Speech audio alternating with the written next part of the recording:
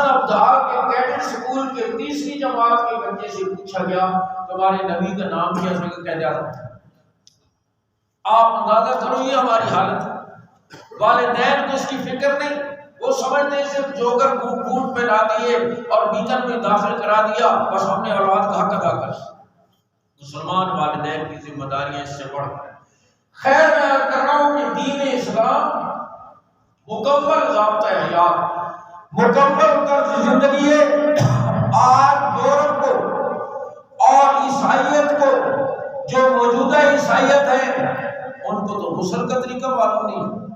طہارت کا طریقہ معلوم نہیں ہے، دین کی بنیادی باقی طرز زندگی تو چھوڑ ہی دو نا، دین کی بنیادی باتیں معلوم نہیں ہے اپنی عیسائیت کی۔ لیکن الحمدللہ دین اسلام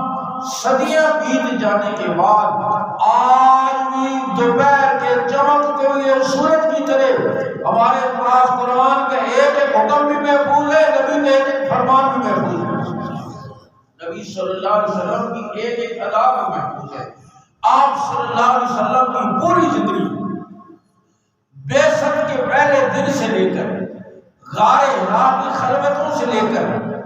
دنیا سے تشریف لے جانے تک، آخری لمحات تک، آپ کی تدفین تک، نماز جنازہ تک، تمام زندگی کے مراحل آپ کی جلوتیں اور خلوتیں، آپ کے سفر اور حضر، آپ کی عبادات، آپ کا اخلاق،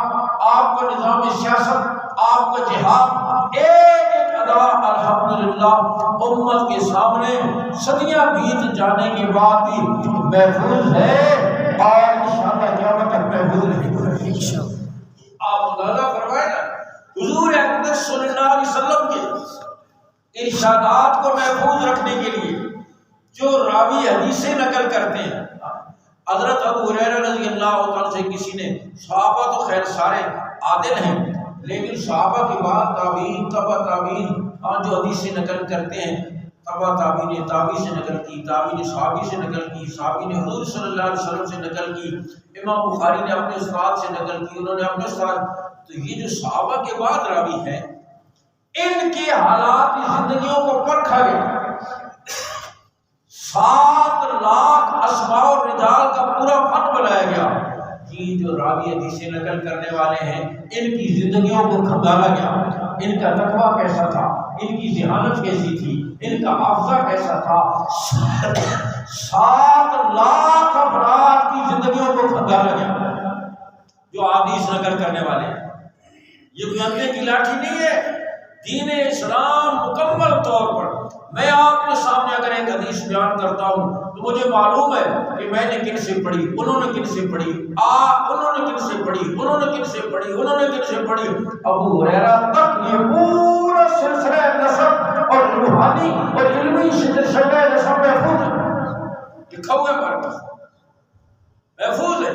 ایک ایک کڑی محفوظ ہے۔ میں عرض کر رہا ہوں حضور اقدس صلی اللہ علیہ وسلم کے ارشادات بھی محفوظ، آپ کی ادائیں بھی محفوظ، آپ کا طرز زندگی، آپ کے اخلاق، آپ کے اعمال، ایک ایک چیز محفوظ اور انشاءاللہ قیامت تک محفوظ رہے گی۔ میں نے عرض کیا 7 لاکھ افراد کی زندگیوں کو اس لیے کھنگالا گیا، تحقیق کی گئی کہ حدیث نقل کر رہے ہیں، ان کی دیانت امانت کیسی ہے، تقویٰ کیسے ہے، بھولتے تو نہیں ہے، کوئی اور خرابی تو نہیں ہے۔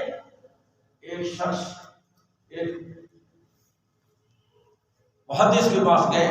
کوئی حدیث لینے کے لیے اور کہا، پہنچے وہاں سفر کر کے پہنچے، دیکھا کہ وہ اپنے گھوڑے کو گھوڑا آگا ہوا ہے،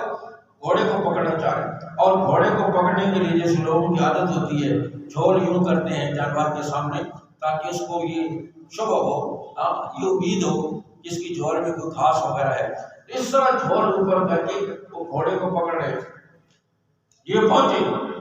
اور کہا فلاں حدیث آپ کے پاس ہے؟ کہا جی بالکل ہے، اور میں آپ کو وہ حدیث، کہا آپ کیوں آئے تھے؟